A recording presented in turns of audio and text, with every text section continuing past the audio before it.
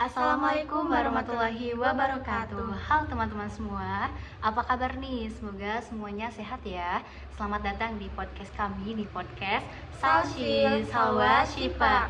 Nah, di episode kali ini kita mau ngobrol santai tapi penting tentang diskriminasi pelayanan kesehatan, khususnya ke pasien kurang mampu. Dan gimana hal ini kalau kita lihat dari nilai-nilai Pancasila. Ya, betul sekali Teh Sipa. Topik ini tuh sering kejadian di sekitar kita, tapi kadang dianggap hal biasa. Padahal ya Teh, kalau dipikir-pikir kesehatan itu kan kebutuhan semua orang tanpa lihat status ekonomi. Bener banget ya Salwa, tapi nih kenyataannya ya masih ada pasien yang ngerasa diperlakukannya itu beda. Contohnya misalnya nunggunya lebih lama, kemudian minim penjelasan, kemudian malah ngerasa kurang diperhatiin gitu Teh Salwa. Ya, betul sekali Teh. Padahal kan pas orang datang ke rumah sakit, mereka datang sebagai manusia yang lagi butuh bantuan, lagi capek, lagi takut, lagi sakit juga ya Teh. Nah ya, dari situ muncul nih pertanyaan, kenapa hal kayak gini tuh masih bisa terjadi gitu? Apakah karena sistemnya atau karena sikap kita sebagai tenaga kesehatannya? Nah, menurut saya pribadi ya Teh, dua-duanya saling nyambung. Sistem penting, tapi sikap individu juga besar pengaruhnya. Apalagi perawat, karena perawat itu yang paling sering ketemu dan berinteraksi langsung sama pasien. Nah, setuju. Kalau kita tarik nih ke Pancasila ya, di sila kedua itu kemanusiaan yang adil dan beradab. Nah, jelas banget nih Teh Salwa ditekankan di situ tuh kalau setiap manusia itu punya martabat yang sama. Ya, artinya mau pasiennya siapa, latar belakangnya apa, tetap harus diperlakukan dengan hormat dan manusiawi. Terus kalau lanjut ke sila kelima, keadilan sosial bagi seluruh rakyat Indonesia. Keadilan di sini tuh bukan cuma soal aturan atau kebijakan, tapi juga soal sikap kita sehari-hari, termasuk waktu ngasih pelayanan kesehatan. Iya nih Teh Salwa. Dan keadilan itu juga enggak selalu berarti semua pasien itu dapat fasilitas yang sama persis ya, Salwa. Ya, betul sekali Teh Sipa, tapi lebih ke enggak membeda-bedakan perlakuan.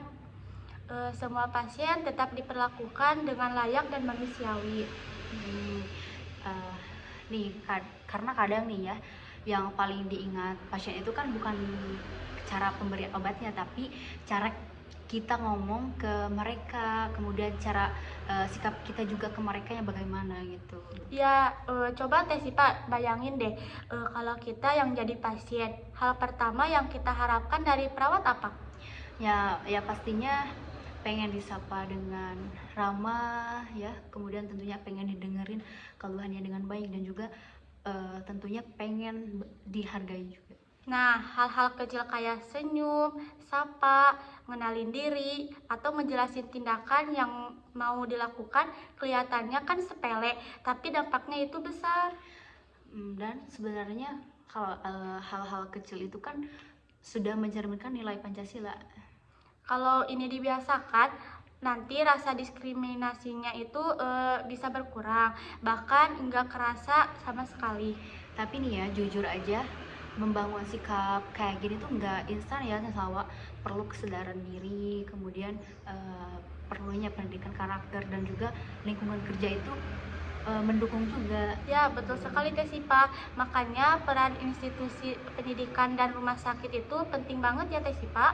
Bukan cuma ngajarin skill, tapi juga nilai kemanusiaan. Nih Teh Salwa, harapannya ya pelayanan kesehatan di Indonesia itu kedepannya bukan cuma canggih di teknologi aja, tapi juga hangat secara kemanusiaannya.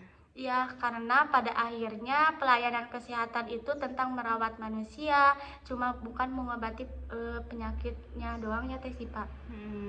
Dan kita nih sebagai generasi muda, apalagi calon tenaga kesehatan, kita itu kan punya tanggung jawab buat ngejaga nilai-nilai ini. Ya, semoga obrolan santai kita hari ini bisa jadi pengingat kalau setiap pasien berhak dapat pelayanan yang adil dan bermartabat. Terima kasih ya buat teman-teman semua yang udah dengerin podcast kami. Wassalamualaikum warahmatullahi wabarakatuh. Sampai jumpa di podcast selanjutnya. Bye bye.